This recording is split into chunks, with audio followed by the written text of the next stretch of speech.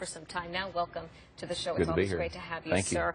We're talking this morning about tax reform and overhauling the tax code. Jumpstart America, a program. Tell me, first off, what are the goals of it? Well, Jumpstart America is a program we put together to begin to empower small business owners, moms and dads, to be able to, frankly, make some money, and small businesses to hire people.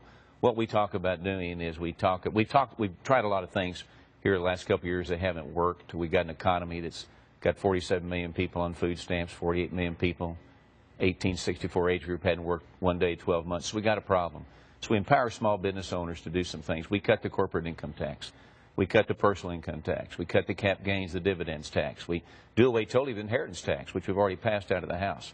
We cut the payroll tax in half for employees and employers. We allow 100% write-offs on purchases that businesses may make, which will empower small businesses to hire people, make money. We're a consumption-driven nation. America needs to consume, and I believe it'll put people back to work and get our economy going again, because Main Street America is not back. Wall Street's doing great, but Main Street, of which I'm a Main Street guy, I own businesses, and they need some help, and this is the way to get it done. Those small mom-and-pop shops that really make up. That's right. Right here, the business of Texas, the business of America. Congressman, you've been very busy over the last few weeks. Tonight you have a big meeting on the overhaul, as well as tomorrow and coming into the next few weeks. What are you hoping to get from your constituents in terms of information, feedback? Well, we're talking to our constituents all over. Our district goes all the way from Burleson, Texas, down to Wimberley. And as diverse as this district is, the one thing that people really want to talk about is the economy, how to put people back to work again, fix the economy, and let the American dream take over, as opposed to what I say, the American scheme,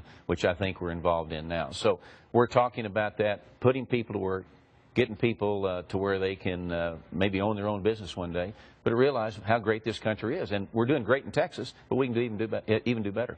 The last question on this topic here. The U.S. tax code has not been overhauled since 1986. There are many changes since then. What are they, and why the overhaul? Well, it's a 70,000-page document, and people don't know where they are, and frankly, the system promotes cheating. It's real unfriendly. We need to make it easier. We need to let people realize to go make money, pay your taxes, and then from the government standpoint, let people know where their taxes are going. We got an $18 trillion debt. We're going to go further in debt, it appears. And so we've got to fix the spending in Washington and create the cash flow in America. So it's like any other business, so we can create prosperity and opportunity in this country. Congressman, I want to transition over to a story that has been in the headlines, dominating the news for the last few months, which is the Iran nuclear deal. Congress gets back in session next month. Where do you think our representatives and our senators will begin with this issue? Well, this Iran deal is probably the worst deal since Neville Chamberlain in World War II. It really sells America down the road to the enemies.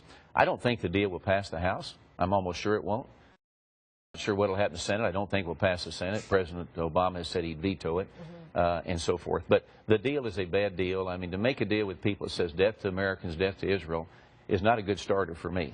I believe in sanctions. I think sanctions were working. So it's a deal that we need to try to not make happen. It's just not good for the world. And I'll be one of the guys out front attempting to do that. In the last minute that we have continuing with Iran, can you not necessarily break it down for us, but tell our viewers why it's so important to them to understand what is happening with this deal? Well, what it does, it empowers our enemy. I mean, Iran all of a sudden now gets $150 billion in sanction relief. It's cash. They now can go out and sell oil to the rest of the world, which we can't even do in America.